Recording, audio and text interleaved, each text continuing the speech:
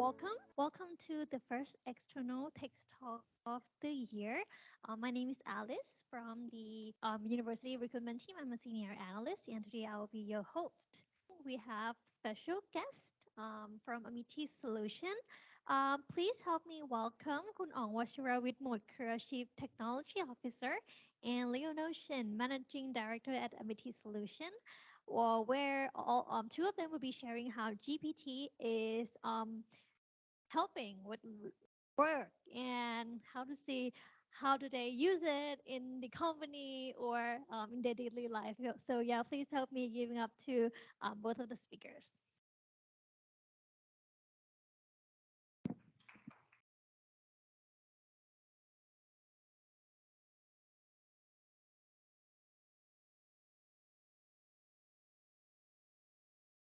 Hello, everyone.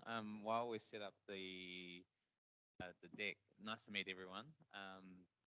Now, I'm not sure if we prepare for the right audience when I saw the IDE screen.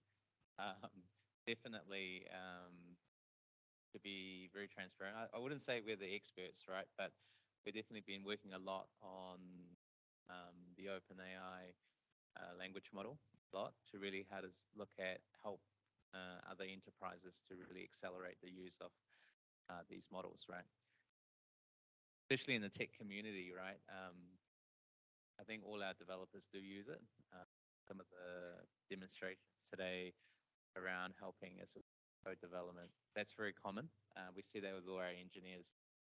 I did like that question for that gentleman. Is this going to increase 100% velocity? I mean, as a manager, I love to hear that, right? But I think realistically, given the accuracy and we're so early stages of model, the language learning model, it's not there in terms of reliability. Right? So I would love to say my engineers increase velocity over 100%, but ideally, hopefully, we could reach that. I'll give you some background. So how did I got invited here? So I've been working with the business Amity for over 7 years now. I was an engineer when I first graduated from a science background, a JavaScript engineer, and then didn't really like coding. I only did it for a couple of years, and then moved into project management and helping enterprise architects mission at building new systems, right? And then moved on to more consulting, and 10 years into it, I was doing a lot of large programs of work, basically transitioning, digitizing a lot of government agencies, and then I came to Thailand and I found Amity. At that time, it was Echo. Go into a bit more. Lights are up. Yeah, formerly known as Echo, now as Amity. So when I first started, I headed up the product department, and then moved on to leading the engineering department, and now I've been put the business unit. So today, what we'll talk about. So we've been looking at OpenAI and GPT for, been researching it since, right? So we've been thinking about what angle and what type of use cases to look at to really help our customers take advantage or really help accelerate the adoption of these large language models, right? So today I'll cover off some of the research and where we see the insights, where the use cases are, particularly where we want to focus on, and share with you. So hopefully it's interesting for you guys to know and how we're using this, and that with some of our first movers, what are they planning to use it for? Right? I've masked up the 3 customers, but I've got 3 customers that are currently using it, and say the least, I would say we've been working on this for good since January, right? And we have today you'll see a couple of the phases of the product that we've built. So in the first phase, we're able to work with three particular customers that we serve already and the use cases they're using it for. And then secondly, we will talk about some of the key use cases we want to focus on, particularly continue to focus on. And then thirdly and lastly, I'll cover some of the challenges that we face. Now, we didn't prepare a whole deck for an hour, right? We do, like I said, back to the very first statement, we're not experts. I think this is a very fast-moving industry. So I think we have more of an open session for you guys to see what you guys have learned. You guys can kind of ask us some questions as well. Hopefully challenge our thinking around that. And lastly, we've just launched a product a couple of days ago. We're still this platform that you could launch your own assistant, right? So you see a bit of that today. You can actually go and download it, and not download it, actually sign up and try it yourself. See where the laptop is.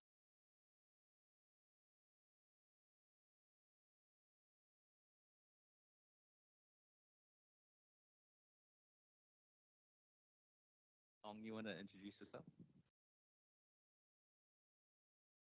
Hello everyone. So let me introduce myself. I'm Ong.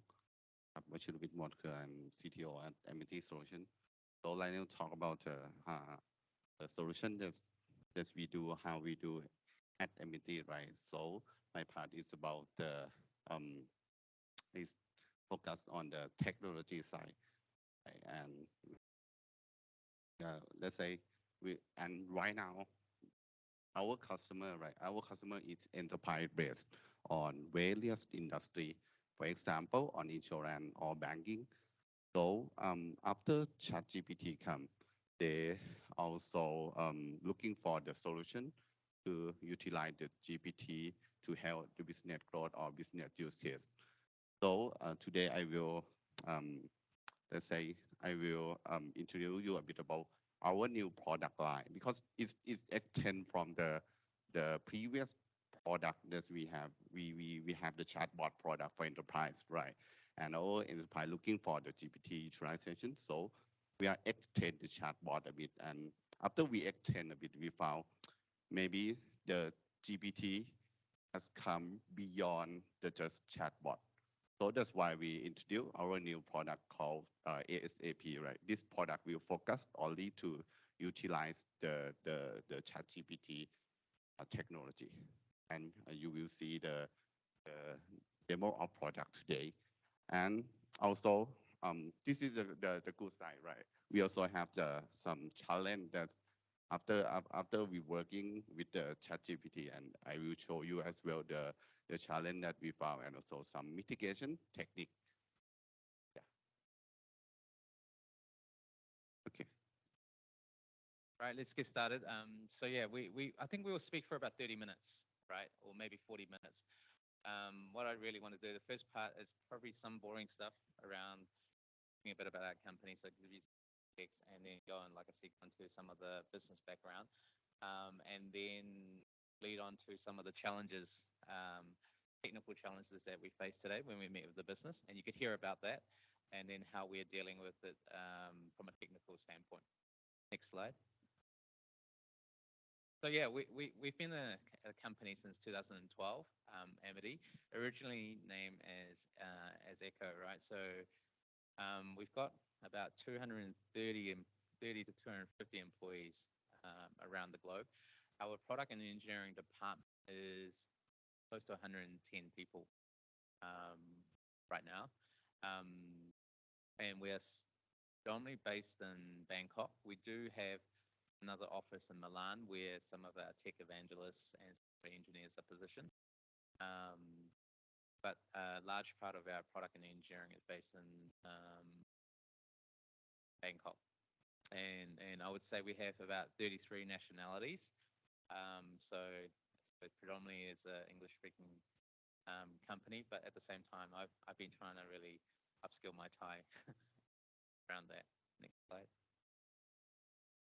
So we do have the maps gone. That there was a map. We do have quite a number of around the globe, and they're served by different product lines that we have.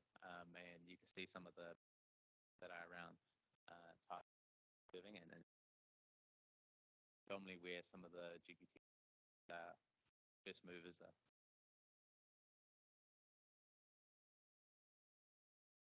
Right. So how is Amity broken down? So our group company is Amity, right? Amity Solutions is Amity Solutions. So let's quickly talk through the three key products. So we originally started 2012 as a messaging company. So we built a SaaS messaging product price, right? So and actually predominantly a bulk of our revenue is from that particular product, which is the Echo product, right?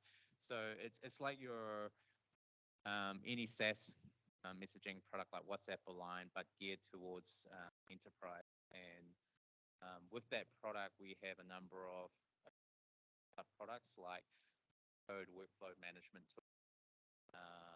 task management, got your library where the company got all their content in there. So that product has been one of our longest standing products. Moving over the social cloud, that stemmed from Amity Echo. So, selling Echo as a product is a very hard sell, it's a top-down sell, having to be able to sell a messaging product for 30,000 people, right? And then we started thinking, oh, how just giving you a bit of the background, and what about providing a plugin messaging SDK? So that's how it's kind of started, right? So it was a lot easier to sell a messaging SDK rather than a full SaaS application, right? So, and then evolving from the chat SDK and some of the competitors like Twilio or Sendbird. So we compete. So what's the next evolution of just chat, right? So people are getting more social like Instagram and so there's a lot of companies that are moving away from Facebook and the traditional kind of social platforms that you see because they've got huge amounts of data, but they don't really know how to monetize. Right? So we thought, okay, we'll build a social messaging SDK. So that's kind of how it came about. And plus, on top of that, just a very quick story, we also put video on top of it. And the last, of the Amity bots, right? This is what we'll kind of focus on today. So Amity Solutions is a carve out of Echo and Amity bots to prepare for an IPO. And right, so I spoke about the research. So we've been using GPT since November last year. We wanted to really think about, with the economic climate, and we see that, right? A lot of companies right now are struggling to keep up with the OPEX, and they really want to streamline and automate their businesses, right? And the question is, how do they do that? And so we know even of some of the companies that we're working with, they really want to optimize. And we know that companies are really moving into this direction, looking for ways how to optimize and increase efficiency within the operations. Because of the economic climate, the rise of inflation, and the economic downturn, right?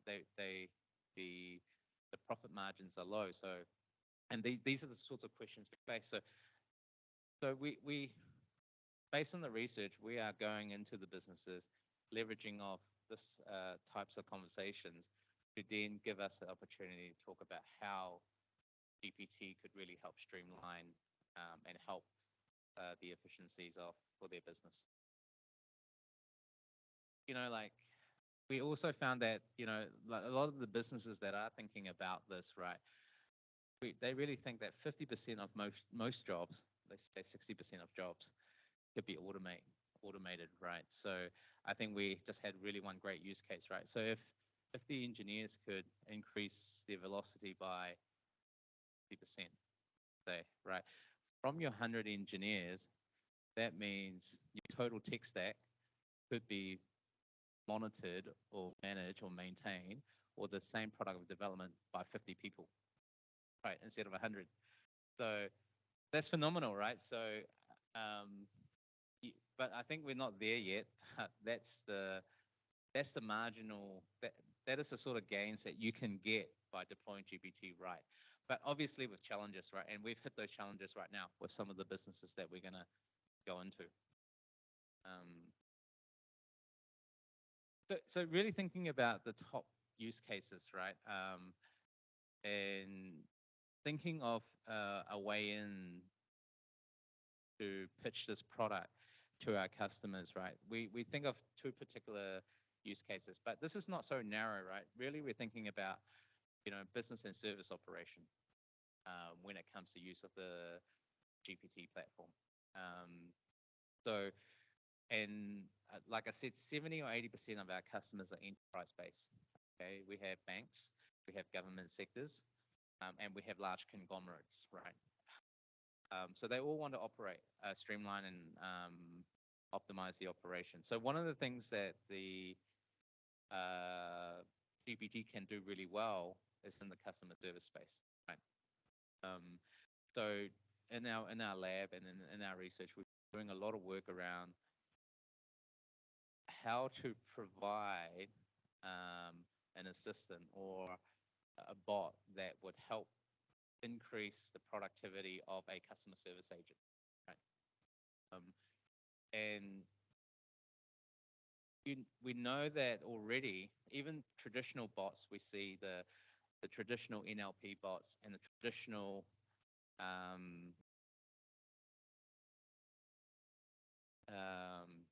traditional bots that we build today is companies are looking at moving into that space with the intent of saving up to 60 to 70% of capacity of a customer service agent.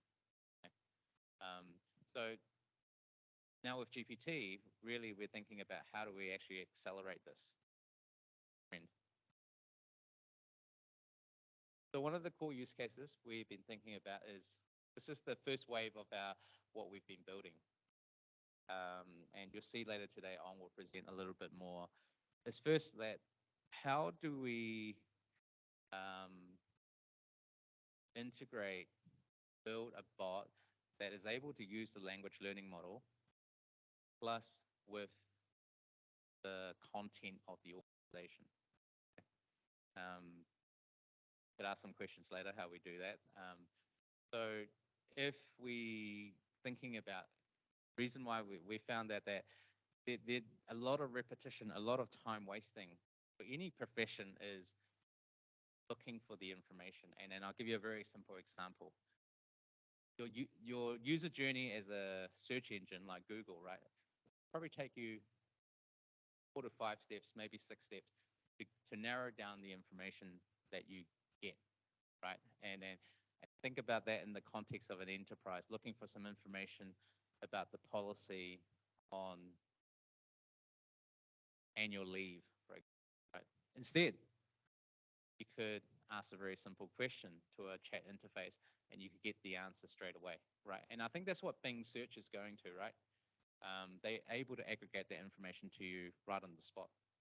And so knowing the fact that a lot of enterprise spends a lot of money and people spend a lot of time on finding information, it's a very big market there where we could really increase the efficiency of any professional worker or white collar worker, right? So we really want to pivot towards that. And I think this is a really primary use case that what GPT is good for. So if we're able to service the need of taking the whole knowledge base of a company, for example, for HR or legal aid or whatever, right? And we're able to integrate that content where GPT could actually understand that context and serve that context back to the user. That's very powerful, and there's opportunities there. So I want to touch on some early movers, right? Like I gave you some insights about what we've been doing, but you could ask a few more questions later and give you a bit more of a deep dive around that. So we've got an airline that's working with us. So these three movers that I will share with you, it's we went in and pitched the idea basically around that knowledge management piece, right?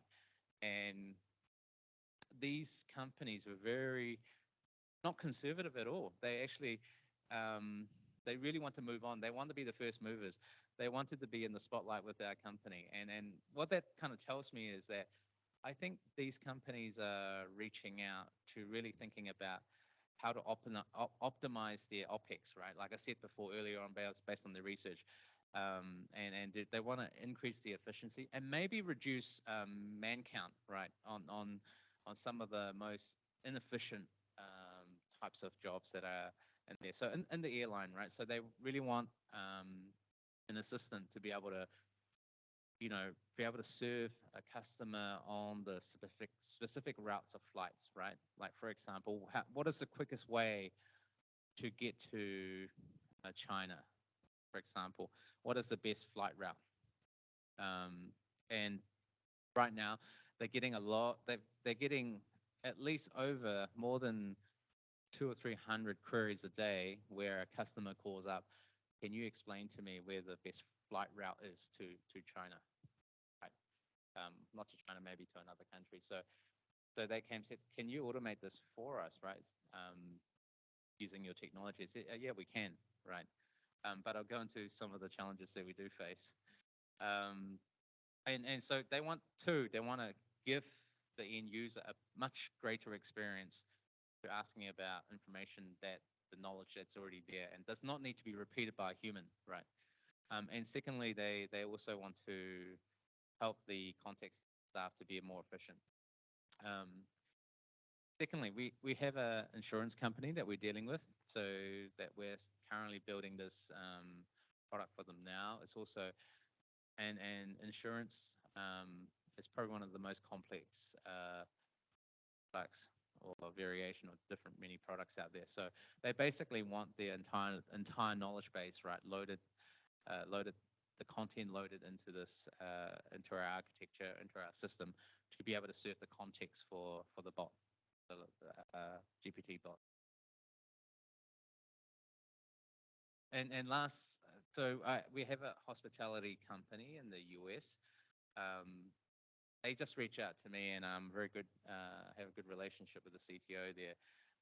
And I just spoke to him and said, hey, X, we're just experiencing GPT, and first thing he said, oh, put us on your roadmap. How do we start using it, right? And we don't mind just being the first movers. They reach out to me, and I said, okay, great. What about let's look at streamlining, because they've got about 50 IT workers, help desk staff, right? Contact center staff, right? And so using the traditional NLP, they do have a traditional NLP that was not able to bring down the level of increase the efficiency, to say. So when they implemented the NLP bot, they still had 50 people, and now they still had 50 people. So they said, okay, why don't we just go into a POC and actually give me all your knowledge, and would be able to train the bot, GPT bot, with all your knowledge, and test it out for 2 to 3 months to put this out into your users and see if it could reduce your operation. So I think being CTOs of many enterprises that we're dealing with today, they do really want to jump on this, right? But I think some of the challenges that I talk about is, I think for me, the one that I face the most is number 4, right? Enterprise really want to use it, okay, but they want to do transactional processing. So, for example, in Agoda's case, right? So if you had a outward-facing bot that's able to tell me what hotels are available in Phuket and can I make a booking, right? GPT is probably not the best product to be able to do transactional processing right now. But in saying that, the enterprises are all expecting the transactional piece to gain the advantage. So I will go into a bit more detail. So we're looking at some sort of middleware adapter, right? and we started building this already. This technology is about how do I switch between what is GPT, OpenAI, to a more transactional based bot. Okay, so we're kind of stitching this together to really work out an end-to-end business process for our customers. I'll hand it over to Ong to talk a little bit more about the other challenges. Okay, thank you, Lionel. Um, the challenge that we found with the GPT has come from the real use case. After we talk with the customer like insurance, right? And we we all talk about to reduce the OPEX cost. So one department that or one task that insurance customer need to reduce the cost is about the sales team, right? Because the customer contact to the insurance because they're interested on the product, insurance product, right? And they might have some question around the information of each product, each plan, and they they might ask about the let sales team calculate the result, what is the number that they need to pay for each plan.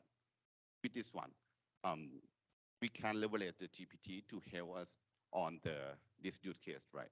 But it's not just the version one of GPT. Because GPT, we need to design the prompt to let them know, let them calculate for us. And after, with the example use case, right? The lab team are working on this use case and found some challenge and the limit of the GPT, right? The first thing that I can share to you is about the capacity limit, right? As you know, right now, even we use the dedicated resource from Azure OpenAI, they may have the limit as well, the rate limit and token limit within the time. So with this one, right, enterprise customer no need the limit, right? They need to extend the limit. So it's make us to come up with some mitigation action because the limit is hard limit from OpenAI, right? The first action that we try to make is about the UX improvement. If you see in the picture below, right, it might we need to put some thinking emoticon, right, to let user know, oh, right now we are processing on this. Yes, but this one will not compatible with some of chat channel like Line, right? That's not allow us to put some typing emoticon. Yeah, and this is the first action that we try to mitigate capacity. The second, you know, right? You guys engineer, right? You know about the buffering and caching a bit, and also about the retry with the exponential as backup. I think you guys know about. Okay, the next challenge is about the reliability. Um, Based on the use case that I example, right, about to calculate the number of the let's say the number based on the formula for each insurance plan, right? After lab team try, we also see, oh, it's the GPT try to answer with the common knowledge, right? For example, common knowledge maybe is might grab the information that's come from another competitor insurance company. So that's that's why we are explore on this and found one action that can mitigate this one. It's called we need to inject, let's say, the default answer when GPT is not unsure with the question or context. It's something like this. You will see. Just put to the prompt to let GPT know if you are not sure of the answer. Just say sorry, I don't know. But this one is not enough for the end user, right? Because if the end user asks to the chat GPT, asks to the bot, and the bot say or always say, sorry, I don't know. So the people will let's say reject and don't play it again. That's why we need to inject more the knowledge context. But we cannot let GPT, right? We cannot let the GPT to, let's say, put the whole of context, the whole of knowledge to one prompt, right? That means we might need to develop some searching system to search the most relevant of document that they found relate to the question that user asked to the bot, right? And grab this one to the prompt and send to GPT to think about this one. If you see in the example, the first one, right? People question something to the GPT, right? We need to search. We need to develop the search system, right? And the search system will grab the relevant content and put this one, let's say, in instruct the prompt, send to ChatGPT, and ChatGPT will know the knowledge and answer and able to answer to user. Okay. We also found a complex use case, right, to let GPT, let's say, calculate the insurance for us, right? And I say, with this one, we always say ChatGPT will come with the wrong answer. So after we research, right, it has some a bit technique that can improve this one. It's called, let's say, chain of thought. If you research in the internet, it's chain of thought. But this technique is come with the simple action that we need to do. If you see in the second picture, right, we just put to let GPT inject the prompt, inject the query to let GPT think but step by step. And then this is the first prompt. First output from OpenAI is will come with some answer based on your query to let them think step by step. And then we put the output from the first prompt to to combine it all. After we combine it all, right, it will come with the correct answer. Another challenge is about the accuracy and security, right? Because our customer is enterprise level. They always ask about how to ensure the ChatGPT will collect, we come with the correct answer. So with this one, we can mitigate this challenge by three actions that I can share to you. The first is about it's all about the validator. Like for example, some banking company, right? Maybe it might have some permission for each document. For example, if I ask ChatGPT to know about the salary of Lionel, it should not permit, right? It should not permit. So we might that's why we might need to put validator layer, right, for input and response that come from the ChatGPT to make sure it's not breached the policy, right? Okay, and also about to ensure the accuracy of the ChatGPT response, we can leverage some NLP technique. It's called log probability because you guys know about the ChatGPT is generative model, right? To deep dive on this one, generative model will come up with the, let's say, the slot of token output. The slot of token output can calculate to compare with the question that user asked to ChatGPT. With this one, we can calculate the log probability and come with the confidence score, and we can let the user to control the confidence score from ChatGPT and allow only high confidence score. Yeah.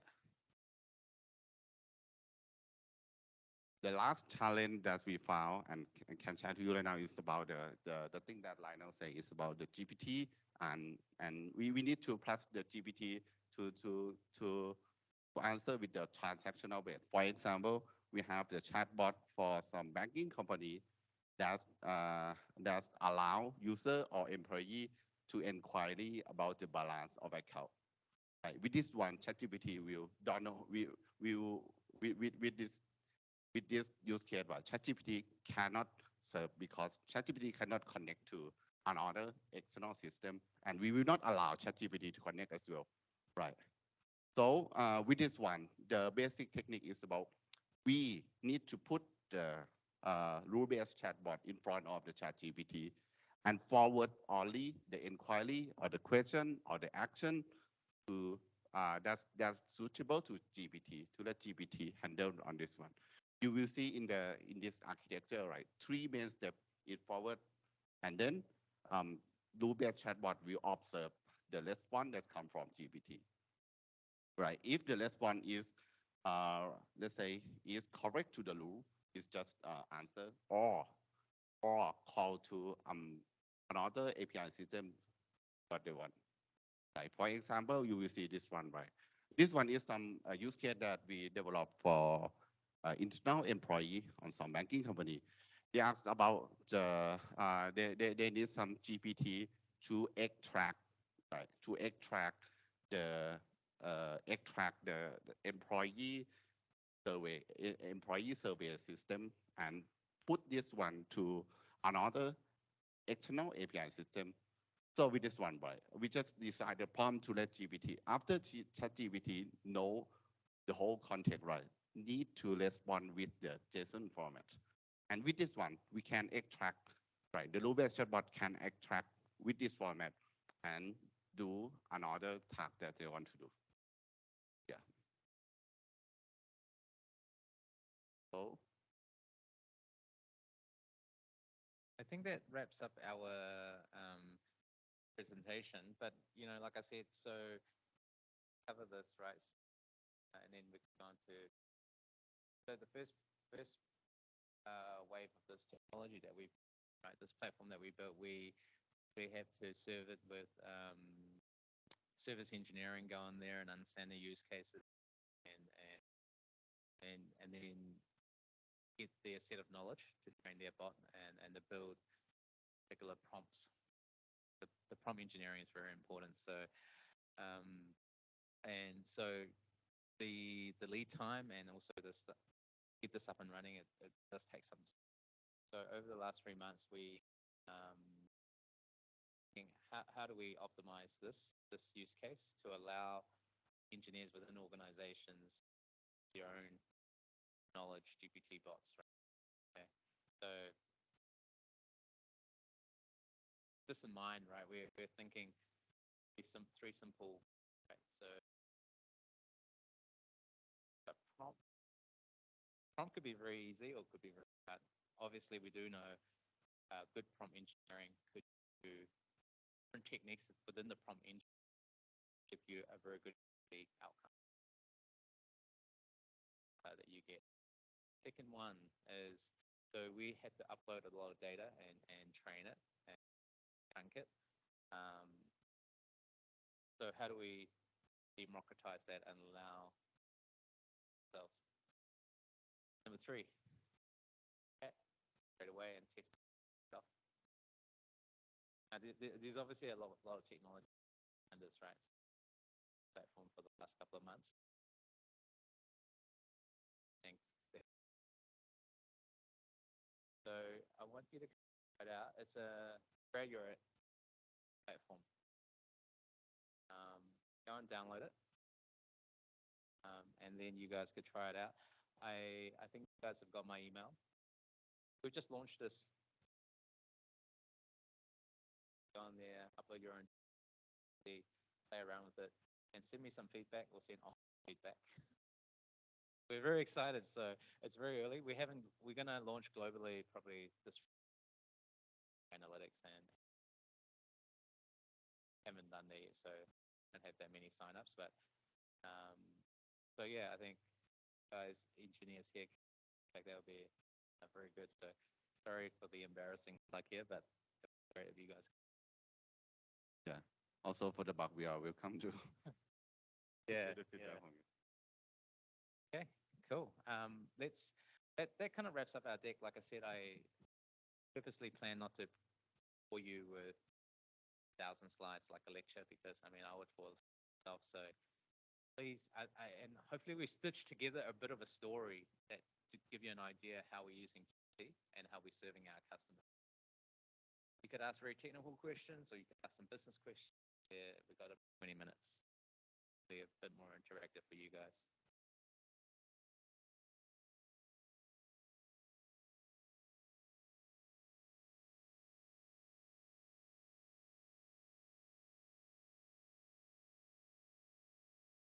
Oh, that's easy. That's good. Go back to work.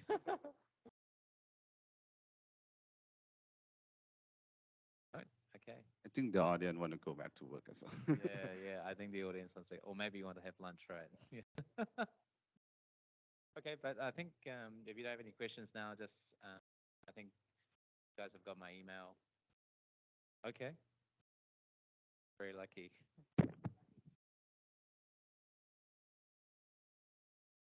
it on? Okay.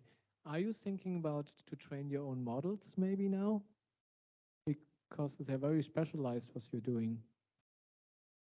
It's you probably know what we're doing with the training that we're talking about, right? Um, it's an expensive cost actually to train your own model.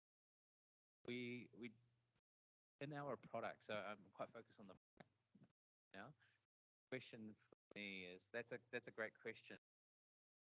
At the moment, it's too generalized for us to focus on a particular data set, right? Have we been thinking about it?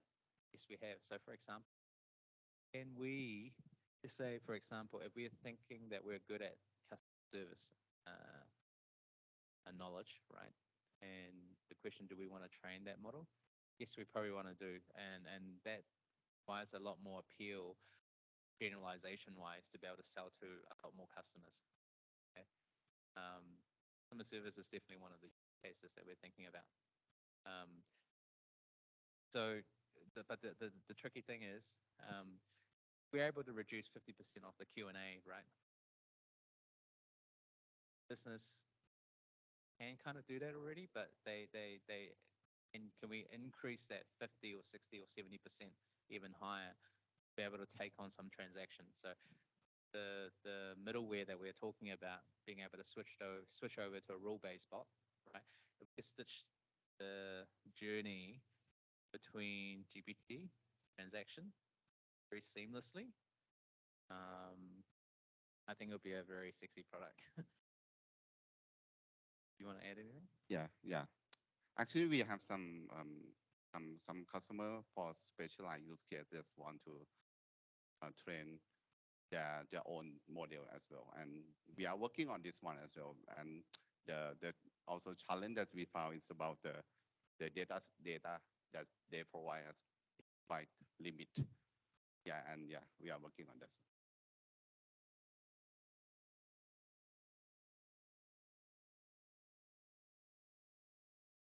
When you try to train ChatGPT and you upload the data from your customer, Yep. Will ChatGPT or Good question. Um, actually, no. If you see in the policy of ChatGPT, the public ChatGPT will collect only 1 month, right? But the service that we use through OpenAI. So the policy say clearly, also OpenAI will not collect the data. Yeah, it's governed by the GDPR laws. So our product is GPT OpenAI, right? But it's wrapped around Assure wrapped around OpenAI. Give us the data protection. You know, in Thailand you're dealing with PPA. Europe you're dealing with GDPR. I guess we have one question on slide from Anonymous. How does GPT assess compares to others or previous? You want to take this on? Sure. Compared to the bots. It looks like because the ChatGPT right now, the ChatGPT is quite new technology, right? To compare the ChatGPT with what maybe is not suitable to compare. But in the Amity, we found some global competitor is called custom. Some GPT. Yeah, it's custom GPT. The use case is but the custom GPT is just one use case that they specialize to focus on the document-based search. But for Amity, we are focused on beyond that level. For example, we try to simplify any use case that customer want to use want to build the assistant. So yeah, that's one of example. Yeah, we get this question a lot, right? So previous AI tech, so we built our own proprietary NLP um, with intent, um, and also we've dealt with the second case is we've also dealt with the banks, right? That also have their own NLP engine, right? Actually, we didn't tell them to go, okay, come use GPT, right? You use it.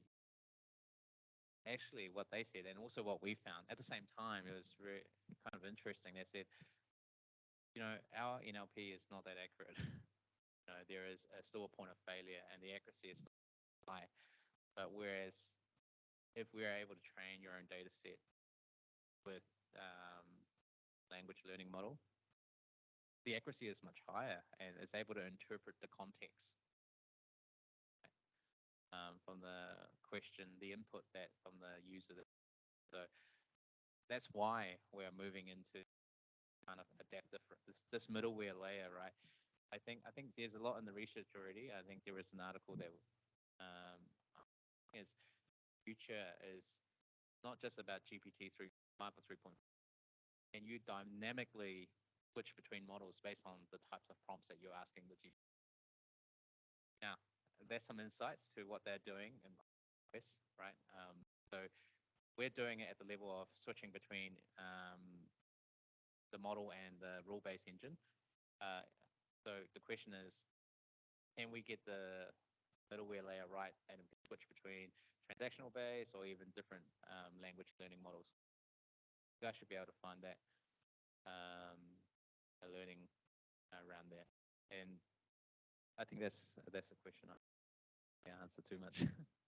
Yeah, and also let me add on a bit about because um you know right, the chatbot has come chatbot technology has come for 5 or 6 years ago, but when GPT come, it extend the market size, of AI technology. With this one, right, we believe because the market size is extend, so that means we believe about we also have some space or some gap that can share across another AI tech company as well, AI solution as well. Okay. Okay.